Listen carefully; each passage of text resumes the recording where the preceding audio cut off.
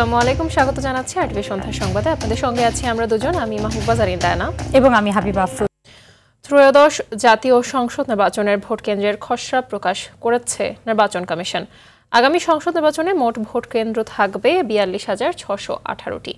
আগারগাঁও নির্বাচন কমিশন ভবনে কমিশন সচিব আক্তার আহমেদ সাংবাদিকদের বলেন, বর্তমানে ভোটার সংখ্যা ১২,৬১,৬১,২০১ জন। গড়ে ৩,০০০ ভোটারের জন্য একটি কেন্দ্র ধরে ভোট কেন্দ্র নির্ধারণ করা হয়েছে। সচিব আরও বলেন, কেন্দ্রের তালিকার উপর দাবি আপত্তি ২৫ সেপ্টেম্বর পর্যন্ত নেওয়া হবে। চূড়ান্ত তালিকা প্রকাশ হবে ২০ অক্টোবর।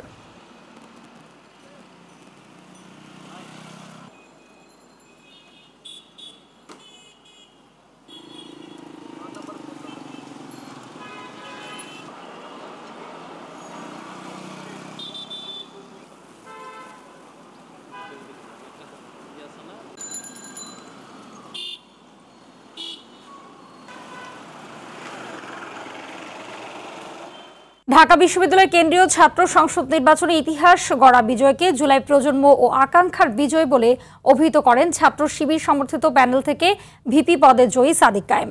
সবাইকে নিয়ে স্বপ্নের বিশ্ববিদ্যালয় গঠনে কাজ করার কথা জানান নির্বাচিত GS-SM ফরহাদ। এদিকে ফলাফল প্রত্যাখ্যান করেছেন ছাত্র দলের প্রার্থী আবিদুল ইসলাম খান এবং স্বতন্ত্র জোটের প্রার্থী উমামা ফাতেমা। অর্ণব গফুরের রিপোর্ট।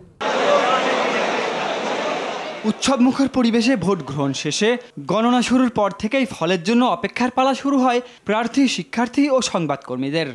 একটি কেন্দ্রের ফল আসতে থাকে আর বাড়তে থাকে উত্তেজনা।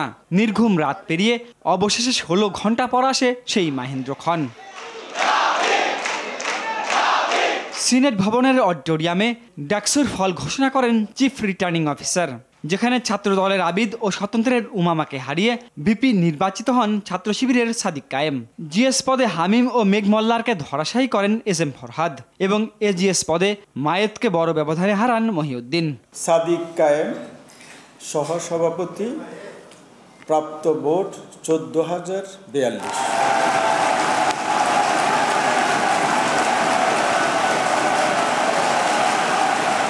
এমন ভূমিধস জয় পেলেও আনন্দ মিছিল করবে না ছাত্র শিবির। এটাকে শিক্ষার্থীদের জয় হিসেবে দেখছেন নবনির্বাচিতরা। এখানে যারা প্রার্থী ছিল আমরা সবাই সহযোদ্ধা ছিলাম। আমাদের সহযোদ্ধারা তাদের যে ইস্তেহারগুলো ছিল আমরা সবাই একসাথে কাজ করতে চাই। আমাদের প্যানেলের উপর যে আমানত রেখেছে আমরা সেই আমানতের যথাযথ হক আদায় করবো ইনশাআল্লাহ। আমরা কথা দিচ্ছি আমাদের শিক্ষার্থীদের যে স্বপ্নের ক্যাম্পাস, সেই স্বপ্নের ক্যাম্পাস বিনির্মাণ না হওয়ার আগ পর্যন্ত আমরা থামবো না। আমরা আমাদের লড়াই চালিয়ে যাবো ইনশাআল্লাহ। ঢাকা বিশ্ববিদ্যালয়ের প্রত্যেকটা শিক্ষার্থী আমার জন্য উপদেষ্টা হয়ে কাজ করবেন। আমার পথ চলায় কোনো ভুল করি, কোনো ভুল পথে পা বাড়াই, কোনো ভুল কিছু করি মনে হয় বিশ্ববিদ্যালয়ের শিক্ষার্থীর কাছে, বিশ্ববিদ্যালয়ের শিক্ষার্থী যাতে আমাকে সাথে সাথে ভুল শুধরে দেন। বেশিরভাগ সম্পাদক ও সদস্য এবং হল কমিটিতেও জয় পেয়েছে ঐক্যবদ্ধ শিক্ষার্থী জোট। ব্যক্তিগত আক্রমণ ও হিজাবের কারণে নিগ্রহের শিকার নারী শিক্ষার্থীরা জয়ের পরও বিনয়ী। এই যে হিজাবোফোবিয়া আছে, হিজাবোফোবিয়াকে বিরুদ্ধে আমরা কাজ করার একটা সুযোগ পেয়েছি। সেজন্য আমার বিশ্ববিদ্যালয়ের সকল ভাই বোনদের প্রতি অনেক বেশি শ্রদ্ধা জানাচ্ছি, অনেক বেশি কৃতজ্ঞতা জানাচ্ছি। কেউ যদি মজলুম থেকে জালিম হয়ে ওঠে, তার বিরুদ্ধে আসলে জনতার প্রতিরোধ কেমন হয়ে ওঠে, সেটাই আসলে আমাদের এই আজকের বিজয় এটা সেটাই প্রমাণ করে। ইতিহাস তৈরি করায় ডাকসু নির্বাচন শুধু ক্যাম্পাস রাজনীতি না, জাতীয় রাজনীতিতেও গুণগত পরিবর্তনের ভিত তৈরি করতে পারে বলে মনে করেন বিজয়ী ও ঢাবি শিক্ষার্থীরা। অরণ্য গফুর, RTV, ঢাকা। ডাকসু নির্বাচনে বিজয়ীদের অভিনন্দন জানিয়েছেন বিএনপির স্থায়ী কমিটির সদস্য সালাউদ্দিন আহমেদ। তবে স্বনামের বদলে শিক্ষার্থী ঐক্যজোট নামে ছাত্র শিবির নির্বাচনে অংশ নেয়ার পেছনে ভিন্ন উদ্দেশ্য রয়েছে বলে মনে করেন তিনি। পতিত সরকারের দোসরদের কারণে ছাত্রদলের ভরাডুবি হয়েছে বলে মন্তব্য করেছেন বিএনপির স্থায়ী কমিটির আরেক সদস্য বেগম সেলিমা রহমান। আর মির্জা আব্বাসের অভিযোগ, ভারতে বসে মৌলবাদের ট্যাগ দিয়ে দেশ দখলের ষড়যন্ত্র করছে আওয়ামী লীগ। রুজু রফিকের রিপোর্ট। রাজধানীর কাকরাইলের ডিপ্লোমা ইঞ্জিনিয়ার্স ইনস্টিটিউশনে দলের প্রতিষ্ঠাবার্ষিকী উপলক্ষে জাতীয়তাবাদী মহিলা দলের আলোচনা সভা। ঢাকা বিশ্ববিদ্যালয়কে কিন্তু আমরা মুক্ত করতে পারি নাই। এতে মহিলা দলের নেতাদের অভিযোগ, ডাকসুতে ষড়যন্ত্র করে জয়ী হয়েছে ছাত্র শিবির। যারা ষড়যন্ত্রের মধ্য দিয়ে গতকালকে যাদেরকে ডিক্লারেশন দেওয়া হয়েছে অর্থাৎ ডাকসুতে নির্বাচিত হয়েছে তারা গুপ্ত রাজনীতি করেছে। তবে ডাকসু নির্বাচনে কিছু ত্রুটি বিচ্যুতি হয়েছে জানিয়ে জয়ীদের অভিনন্দন জানান বিএনপির স্থায়ী কমিটির সদস্য সালাউদ্দিন আহমদ। আমি আজকে ব্যক্তিগতভাবে অভিনন্দন জানাই যারা ডাকসু নির্বাচনে জয়ী হয়েছে তাদের, এটাই গণতন্ত্রের রীতি। কিন্তু যারা স্বনামে ছাত্র সংসদ নির্বাচনে অংশগ্রহণ করতে চায়নি, তার একটা উদ্দেশ্য তো অবশ্যই আছে। এদিকে বরিশালে আয়োজিত এক অনুষ্ঠানে বিএনপির স্থায়ী কমিটির সদস্য সেলিমা রহমানের অভিযোগ, ছাত্রদলের পরাজয়ের জন্য পতিত আওয়ামী সরকারের দোসররা দায়ী। এখানে আমাদের পতিত সরকারের সঙ্গে যাদের যোগ সাজশ ছিল তারা এখানে মেইন ভূমিকা পালন করেছে। এই ডাকসু নির্বাচন একদিকে যেমন আমরা কিছুটা আশাহত হয়েছে, আরেকদিকে এটা আমাদেরকে একটা সংকেত দিল। অন্যদিকে চট্টগ্রামে এক অনুষ্ঠানে যোগ দিয়ে স্থায়ী কমিটির আরেক সদস্য মির্জা আব্বাস অভিযোগ করেন, বিএনপিকে ধ্বংস করার ষড়যন্ত্র করছে জামাত। আওয়ামী লীগের সঙ্গে তাদের প্রেম কিন্তু ছুটে না। এই নির্বাচনেও ভারতে বসে বসে তারা ইনস্ট্রাকশন দিয়েছে জামাতকে ভোট দিতে হবে। আওয়ামী লীগ বাইরে থেকে বসে জামাতকে বলবে এই যে মৌলবাদীরা সব দেশে আছে, সুতরাং এই দেশটাকে দখল করতে হবে। সামনে আরো কঠিন সময় অপেক্ষা করছে জানিয়ে নেতাকর্মীদের সতর্ক করেন তিনি। আমাদের এই দেশকে। রুদ্র রফিক, RTV, ঢাকা। দীর্ঘ 33 বছর পর কাল অনুষ্ঠিত হচ্ছে জাহাঙ্গীরনগর বিশ্ববিদ্যালয়ের কেন্দ্রীয় শিক্ষার্থী সংসদ, জাকসু ও হল সংসদ নির্বাচন। এর মধ্যে সব ধরনের প্রস্তুতি শেষ করেছে নির্বাচন কমিশন। সকাল 9টা থেকে বিকেল 5টা পর্যন্ত বিরতিহীনভাবে চলবে ভোট গ্রহণ। ভোট সুষ্ঠুভাবে করতে জোরদার করা হয়েছে নিরাপত্তা ব্যবস্থা। আসলে প্রতিনিধি ওমর ফারুকের পাঠানো তথ্যচিত্রে বিস্তারিত জানাচ্ছেন সাকিব আল হাসান। রাত পোহালেই বহুল প্রতীক্ষিত জাহাঙ্গীরনগর বিশ্ববিদ্যালয় কেন্দ্রীয় শিক্ষার্থী সংসদ ও হল সংসদ নির্বাচন। ক্যাম্পাস জুড়ে নির্বাচনী আমেজ, প্রায় 11,000 ভোটারের পদচারণায় মুখর হবে পুরো ক্যাম্পাস। বিশ্ববিদ্যালয়ের 21টি হলের 224টি বুথে সকাল 9টা থেকে ওএমআর ব্যালট পদ্ধতিতে শুরু হবে ভোট গ্রহণ। বিকেল 5টা পর্যন্ত চলবে প্রার্থীদের এ লড়াই। সুষ্ঠু নির্বাচনে প্রতি কেন্দ্রের দায়িত্বে থাকবেন একজন রিটার্নিং অফিসার, সহযোগিতায় থাকবেন 67 জন পোলিং ও 67 জন সহায়ক পোলিং অফিসার। নিরাপত্তায় মোতায়েন হচ্ছে 1200 পুলিশ সদস্য, দায়িত্বে থাকবেন 2 জন ম্যাজিস্ট্রেট। আমাদের পর্যাপ্ত পরিমাণের আইন শৃঙ্খলা বাহিনী সেদিন নিয়োজিত থাকবে, গেটেও থাকবে এবং ভেতরেও থাকবে, অবস্থান করবে। তবে এটা যেহেতু ইন্টারনাল ইলেকশন, সেক্ষেত্রে আমাদের ওখানকার শিক্ষক মহোদয়দের অনেক ভূমিকা রয়েছে, তাদেরকে সাথে করে নিয়েই আমাদের আইন শৃঙ্খলা বাহিনী থাকবে। ভোট কেন্দ্রের পরিবেশ মনিটরিং করতে নির্বাচন কমিশনের তত্ত্বাবধানে থাকবে 80টি সিসি ক্যামেরা। 224টি বুথে প্রতি হলে একজন করে রিটার্নিং অফিসার আছেন, 67 জন পুলিং অফিসার যারা আমাদের বিশ্ববিদ্যালয়ের শিক্ষক ওই ভোট কেন্দ্রে কর্মরত থাকবেন পুলিং অফিসার হিসেবে। 21টি হলে কি অ্যাক্টিভিটিস হচ্ছে বিভিন্ন মনিটরে প্রত্যেকটি হলের আমরা দেখার আশা রাখছি, ব্যবস্থা করা হচ্ছে। কোনো প্রার্থী নির্বাচনী আচরণ বিধি লঙ্ঘন করবে না, বজায় থাকবে সুষ্ঠু নির্বাচনী পরিবেশ, এমনটাই প্রত্যাশা সবার।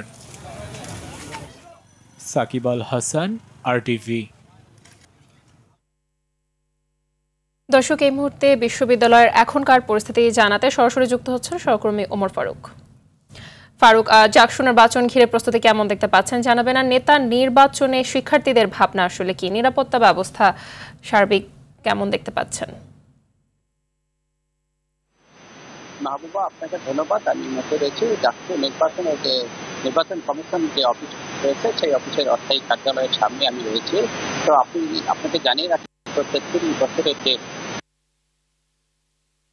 আগামীকাল 11 সেপ্টেম্বর ভোট গ্রহণের মাধ্যমে দীর্ঘ প্রতীক্ষা শেষে কিন্তু নির্বাচন কমিশন কিন্তু আগামীকাল ভোট গ্রহণের সমস্ত প্রস্তুতি কিন্তু তারা সম্পন্ন করেছেন। বিভিন্ন ভোট কেন্দ্রগুলো তারা স্থাপন করেছেন এবং কেন্দ্রতে সিসি ক্যামেরা সহ ভোট কেন্দ্রের ব্যালট বাক্স কিন্তু তারা প্রেরণ করেছেন এবং ভোটকে নিরাপত্তা দিতে তারা কিন্তু 1200-এর মতো পুলিশ বাহিনী মোতায়েন করেছেন। বিশ্ববিদ্যালয় সহ তার আশপাশের এলাকায় কিন্তু তারা নিশ্চিত নিরাপত্তা ব্যবস্থা গ্রহণ করেছেন। ইতিমধ্যেই কিছুক্ষণ পরে কিন্তু নির্বাচন কমিশন একটি ব্রিফ করবেন, সাংবাদিকদের সর্বশেষ পরিস্থিতি তারা কিন্তু জানাবেন। এই মুহূর্তে কিন্তু নির্বাচন কমিশন যে মিডিয়া কার্ড যেগুলো রয়েছে সেই কার্ড কিন্তু প্রদান করছেন নির্বাচন কমিশন কার্যালয় থেকে।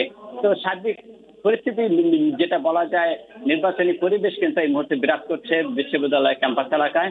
তো ভোটার এবং প্রার্থীরা কিন্তু অধীর আগ্রহে অপেক্ষা করে চলেছেন যে আগামীকাল ভোট কখন শুরু হবে। আগামী সকাল 9টা থেকে কিন্তু ভোট গ্রহণ শুরু হবে, চলবে বিকেল 5টা পর্যন্ত।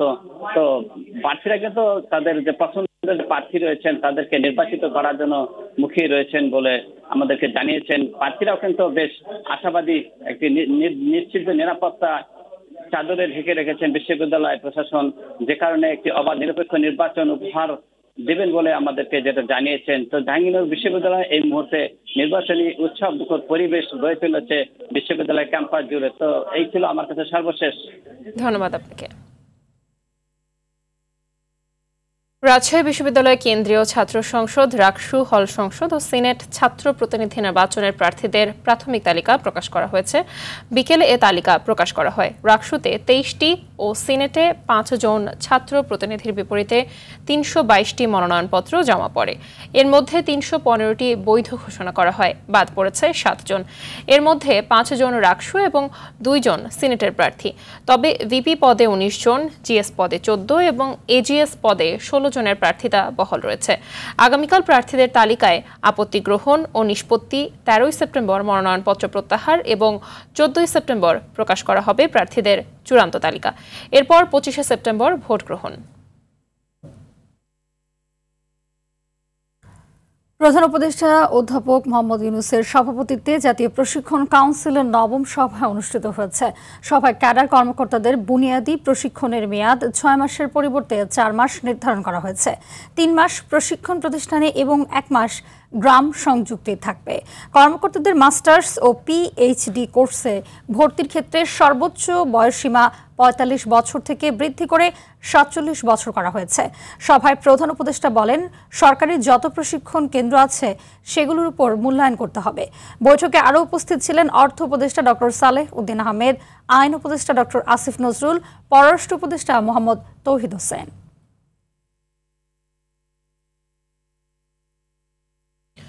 গণহত্যার মামলায় পতিত প্রধানমন্ত্রী শেখ হাসিনার বিরুদ্ধে সোমবার সাক্ষ্য দিবেন জুলাই আন্দোলনের অন্যতম যোদ্ধা নাহিদ ইসলাম এবং নির্যাতিত সাংবাদিক ডক্টর মাহমুদুর রহমান। জুলাই আগস্টের গণহত্যা প্রমাণে এ দুজনের সাক্ষ্য গুরুত্বপূর্ণ ভূমিকা রাখবে বলে জানান আন্তর্জাতিক অপারেট ট্রাইব্যুনালের প্রসিকিউটর গাজী এম.এইচ. তামিম। জিএম মাহমুদ জানাচ্ছেন বিস্তারিত।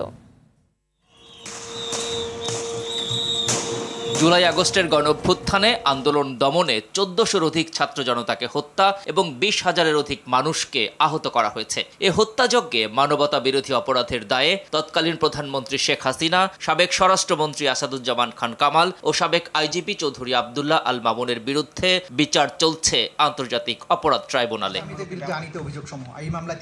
ইতিমধ্যে এ মামলায় রাজসাক্ষী সাবেক আইজিপি মামুন সহ মোট 45 জনের সাক্ষ্য গ্রহণ শেষ হয়েছে। সোমবার সাক্ষ্য দিবেন জুলাই যোদ্ধা নাহিদ ইসলাম ও সাংবাদিক ডক্টর মাহমুদুর রহমান। ওনারা বর্ণনা করবেন যে 2009 থেকে কিভাবে এই সরকার কর্তৃক নিপীড়নগুলো পরিচালিত হয়েছে এবং তারই ফলশ্রুতিতে জুলাই 2024 হয়েছে। নাহিদ ইসলাম কেন উনি এই ধরনের পদক্ষেপ নিয়েছিলেন, কি কি সমস্যার সম্মুখীন উনি হয়েছেন, কি কি পদক্ষেপ উনি নিতে গিয়ে বাধার সম্মুখীন হয়েছে, এগুলোর বর্ণনা দিবেন এবং এটাই এই মামলার অন্যতম গুরুত্বপূর্ণ সাক্ষী, যেটাকে আমরা বলি স্টার উইটনেস হিসেবে বিবেচিত হবে। এই মামলার সাক্ষ্য গ্রহণ চলতি মাসেই শেষ হতে পারে বলে জানান এ প্রসিকিউটর।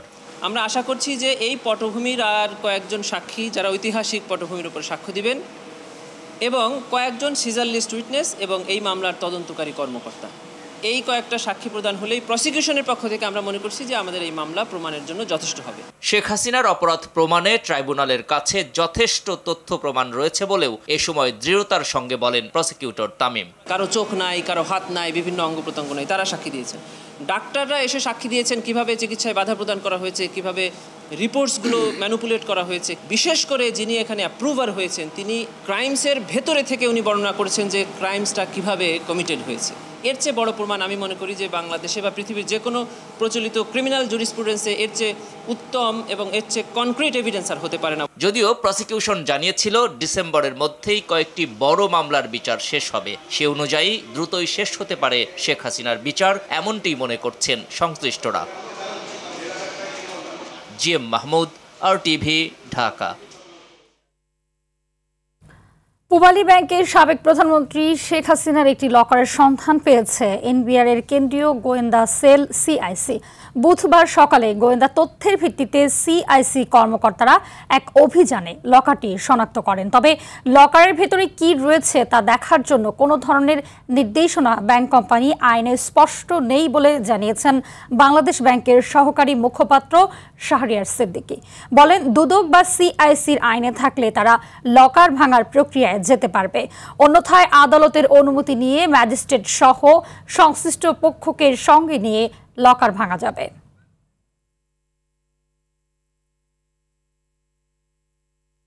ঠিকাদারি কাজে ঘুষ লেনদেনের ভিডিও প্রকাশের পর বিআইডব্লিউটিএতে অভিযান চালিয়ে দুর্নীতির প্রমাণ পেয়েছে দুদক।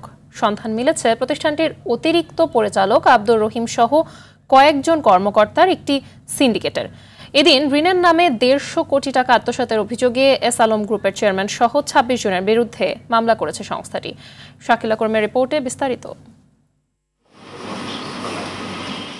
বিআইডব্লিউটি এর প্রধান কার্যালয়ে গোপন ক্যামেরায় দুর্নীতির ভিডিও আসে দুদকের হাতে। 27 জুলাইয়ের ওই ভিডিওর রেশে বুধবার দুদক অভিযান চালায় মতিঝিল বিআইডব্লিউটিএ অফিসে। উঠে আসে ভিডিওর সত্যতা। জ্বালানি তেলে 17 কোটি টাকার কাজ পেতে ঠিকাদারি প্রতিষ্ঠান বিনা থেকে 2 লাখ টাকা ঘুষ গ্রহণ করেন বিআইডব্লিউটি এর নারায়ণগঞ্জ শাখার সিপিএস ওবায়দুল করিম। সেখানে মধ্যস্থতা করেন টেন্ডার কমিটির আহ্বায়ক অতিরিক্ত পরিচালক আব্দুর রহিম। চক্রের সদস্য হিসেবে কাজ করেন পরিচালক মোহাম্মদ শাহজাহান সহ কয়েকজন, যাদের বিরুদ্ধে ব্যবস্থা নিতে সুপারিশ করবে অভিযানকারী দল। তার দাবি মতে এটা হচ্ছে তাদের ব্যবসায়িক লেনদেন, কিন্তু আমরা তাকে বলেছি যে ব্যবসায়িক লেনদেন অফিসে হওয়ার কথা না, আর কি বাইরে হওয়ার কথা, কিন্তু সেটার সে কোনো সদুত্তর দিতে পারেনি। টেন্ডারের ডকুমেন্ট সমস্ত কাগজপত্র সংগ্রহ করেছি, আমরা এগুলো পর্যালোচনা করব। বিনা সে চেয়ারম্যান স্যারের যে ভগ্নিপতি আর কি, এটা নিশ্চিত হওয়া গেছে, কথা বলে জানা গেছে আর কি। এই বিষয়ে আমরা পরবর্তীতে আরো খোঁজখবর নিব। যদিও অভিযোগের বিষয়ে সদুত্তর দিতে পারেনি অতিরিক্ত পরিচালক আব্দুর রহিম। আমি তো অফিসের কাজে ব্যস্ততা ছিলাম, অনেক ঠিকাদার অনেক সময় ঢুকে পড়ে, এগুলো অগোচরে হয়তো তারা করে ফেলছে আর কি। তদন্ত করতেছে, দেখা যাক কি হয়। না, এই বিষয়ে আমার কোনো সংশ্লিষ্ট না। এদিন ঋণের নামে 150 কোটি টাকা আত্মসাতের অভিযোগে এস আলম গ্রুপের চেয়ারম্যান সাইফুল আলম, শিকদার গ্রুপের রণহক শিকদার সহ 26 জনের বিরুদ্ধে মামলা করেছে সংস্থাটি। 150 কোটি টাকা ঋণের নামে শিকদার পরিবারের সংশ্লিষ্টদের ব্যাংক হিসেবে পাঠানোর মধ্য দিয়ে উক্ত অর্থ আত্মসাৎ সহ জ্ঞাতসারে স্থানান্তর, রূপান্তর এবং হস্তান্তর করার অপরাধ অনুসন্ধানকালে প্রমাণিত হয়েছে। দীর্ঘদিন ধরে চলা অনুসন্ধান শেষে আলোচিত স্বাস্থ্য খাতের ঠিকাদার মোতাজ্জেরুল ইসলাম মিঠুর বিরুদ্ধে প্রায় 76 কোটি টাকার অবৈধ সম্পদ অর্জনের অভিযোগে মামলা করেছে দুদক। অপরাধ অনুসন্ধানকালে প্রমাণিত হয়েছে। শাকিলা করিম, আরটিভি, ঢাকা। রাজধানীর কারণ বাজার সংলগ্ন পান্থকুঞ্জ পার্ক ও হাতির ঝিলের মধ্য দিয়ে এলিভেটেড এক্সপ্রেসওয়ে নির্মাণ কাজ বন্ধের নির্দেশ দিয়েছে হাইকোর্ট। বুধবার বিচারপতি মোহাম্মদ মুজিবুর রহমান মিয়া ও বিশ্বজিৎ দেবনাথের হাইকোর্ট বেঞ্চে আদেশ দেন। এর আগে মঙ্গলবার এই বিষয়ে রিট করেন পরিবেশ কর্মী আমিরুল রাজীব, অধ্যাপক আনু মোহাম্মদ ও অধ্যাপক গীতি আরা নাসরিন সহ 9 জন। রিটে উল্লেখ করা হয়, এই প্রকল্পের জন্য হাতির ঝিল ভরাট করে পিলার বসিয়ে এবং পান্থকুঞ্জ পার্কের গাছ কেটে পরিবেশ ও প্রাণ বৈচিত্র্য নষ্ট করা হয়েছে। রিটকারীদের আইনজীবী ব্যারিস্টার জ্যোতিময় বড়ুয়া জানান, ঢাকা এলিভেটেড এক্সপ্রেসওয়ে প্রকল্পের এফটিসি থেকে পলাশী পর্যন্ত নির্মাণ কাজ কেন অবৈধ ও বেআইনি ঘোষণা করা হবে না তা জানতে চেয়ে রুল জারি করেছেন হাইকোর্ট। একই সঙ্গে এই প্রকল্প কেন অন্য কোনো উপযুক্ত জায়গায় সরানো হবে না তাও জানতে চাওয়া হয়েছে। আর রুল নিষ্পত্তি না হওয়া পর্যন্ত পান্থকুঞ্জ পার্ক এবং হাতির ঝিলে জনসাধারণের চলাচলে হস্তক্ষেপ না করতে বিবাদীদের নির্দেশ দেওয়া হয়েছে। ফরিদপুরের ভাঙার আলগি ও হামিরদি ইউনিয়ন দুটিকে ফরিদপুর 4 আসনে পুনরায় যুক্ত করার দাবিতে তৃতীয় দিনের মতো সড়ক অবরোধ করেছে এলাকাবাসী। সকালে ভাঙা মহাসড়কের কয়েকটি স্থানে গাছের গুঁড়ি ফেলে অবস্থান নেয় তারা। এতে সকাল থেকে দক্ষিণাঞ্চলের 21 জেলার সাথে সড়ক যোগাযোগ বন্ধ রয়েছে। মহাসড়কের দুই পাশে তৈরি হয়েছে কয়েক কিলোমিটার পর্যন্ত যানজট। আগে ফরিদপুর 4 আসন ভাঙা, সদরপুর ও চরভদ্রাসন উপজেলা নিয়ে গঠিত ছিল। নগরকান্দা ও সালথা উপজেলা নিয়ে গঠিত ছিল ফরিদপুর 2 আসন। 4 সেপ্টেম্বর নির্বাচন কমিশন ভাঙার আলগি ও হামিরদি ইউনিয়ন দুটিকে ফরিদপুর 2 আসনের সঙ্গে যুক্ত করলে এলাকাবাসীর মধ্যে ক্ষোভ দেখা দেয়। এদিকে বাগেরহাটের ৪ আসন থেকে একটি কমিয়ে ৩টি করার প্রতিবাদে সর্বদলীয় সম্মিলিত কমিটির ডাকে ৪৮ ঘন্টার হরতাল চলছে। সকাল ৬টায় জেলার প্রবেশ দ্বারগুলো বন্ধ করে দেওয়া হয়েছে। এতে খুলনা ঢাকা, খুলনা পিরোজপুর, খুলনা মংলা সহ দূরপাল্লার ও অভ্যন্তরীণ সকল রুটের যান চলাচল বন্ধ রয়েছে। জেলার সরকারি বেসরকারি অফিস, আদালত, দোকানপাট, শিক্ষা প্রতিষ্ঠান, মংলা বন্দর, ইপিজেড সহ সকল গুরুত্বপূর্ণ প্রতিষ্ঠানের কার্যক্রম বন্ধ রয়েছে। এই রাস্তা দিয়ে রিক্সা, ভ্যানও চলতে দেয়া হচ্ছে না। মোড়ে মোড়ে রাস্তা আটকিয়ে বিক্ষোভ করছে হরতাল পালনকারীরা। এতে ভোগান্তিতে পড়েছে সাধারণ মানুষ। এর আগে একই দাবিতে গেল সোমবার সকাল সন্ধ্যা হরতাল পালিত হয়।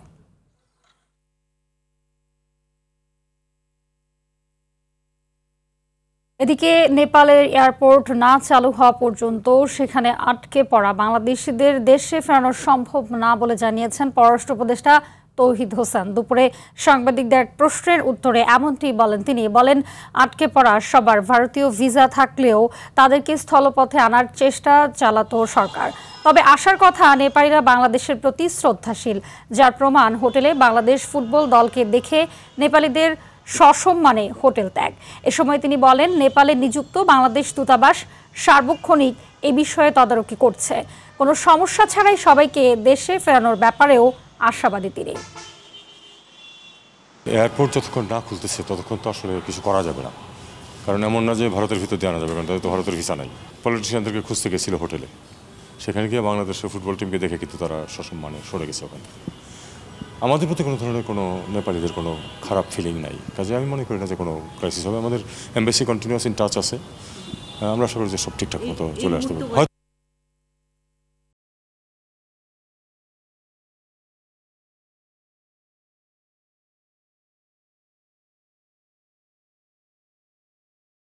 খেলার খবর। 2026 সালের 7 ফেব্রুয়ারি থেকে 8 মার্চের মধ্যে অনুষ্ঠিত হতে পারে টি-20 বিশ্বকাপ। ক্রিকেট বিষয়ক পোর্টাল ESPN ক্রিক ইনফো এমন তথ্য প্রকাশ করেছে। 20 দলের অংশগ্রহণে হতে যাওয়া এবারের টি-20 বিশ্বকাপের ম্যাচগুলো ভারতের অন্তত 5টি ও শ্রীলঙ্কার 2টি ভেন্যুতে অনুষ্ঠিত হবে। পাকিস্তান ফাইনালে উঠলে সেটি হবে কলম্বোতে, আর তারা না উঠলে সে ফাইনাল অনুষ্ঠিত হবে আহমেদাবাদে। এরই মধ্যে 15টি দল বিশ্বকাপের মূল পর্ব নিশ্চিত করেছে। বাকি 5টি দলের মধ্যে বাছাই পর্ব থেকে আফ্রিকার 2টি এবং এশিয়া ও পূর্ব এশিয়া প্রশান্ত মহাসাগর থেকে 3টি দল অংশ নেবে। এর মধ্যে ভারত, শ্রীলঙ্কা, আফগানিস্তান, অস্ট্রেলিয়া, বাংলাদেশ, ইংল্যান্ড, দক্ষিণ আফ্রিকা, যুক্তরাষ্ট্র, West Indies, New Zealand, Pakistan, Ireland, Canada, Netherlands ও ইতালি মূল পর্ব নিশ্চিত করেছে। এই দলগুলোর মধ্যে ইতালি প্রথমবারের মতো বিশ্বকাপে খেলবে। নেপালে চলমান রাজনৈতিক অস্থিরতায় কাঠমান্ডুতে আটকে পড়া বাংলাদেশের জাতীয় ফুটবল দল এখন পর্যন্ত ফিরতে পারেনি। পুরো নেপালে চলমান কারফিউ ও ত্রিভুবন বিমানবন্দরের সকল কার্যক্রম বুধবার বিকেল পর্যন্ত বন্ধ থাকায় বাংলাদেশ দলের ফেরা নিয়ে এখন পর্যন্ত কোনো সুখবর দিতে পারেনি টিম ম্যানেজমেন্ট। তবে বাংলাদেশ দলকে দেশে ফেরাতে নেপালে বাংলাদেশ দূতাবাসে এ বিষয়ে কাজ করছে বলে জানিয়েছেন টিম ম্যানেজার। এদিকে আজ টিম হোটেলে অবস্থান করে জিম সেশন করেছে হাভিয়ে কাবরেরার শিষ্যরা। প্রায় 2 ঘন্টা জিমে ঘাম ছড়িয়েছে সাদ জামালরা। সংবাদ শেষ করব নৌকা বাইচের খবর দিয়ে। সুস্থ বিনোদনের লক্ষ্যে এবং তরুণ সমাজকে মাদক থেকে দূরে রাখতে ঐতিহ্যবাহী নৌকা বাইচ প্রতিযোগিতার আয়োজন করেছে হবিগঞ্জের বানিয়াচং উপজেলার দৌলতপুর গ্রামবাসী। দীর্ঘদিন পর নৌকা বাইচ প্রতিযোগিতা দেখতে ঢল নামে হাজার হাজার নারী পুরুষের। প্রতি বছর এমন আয়োজনের দাবি দর্শনার্থীদের।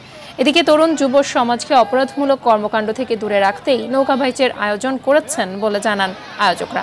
পুরস্কার হিসেবে বিজয়ী দলকে গরু, রানার্স আপ দলকে ছাগল তুলে দেন আয়োজকরা।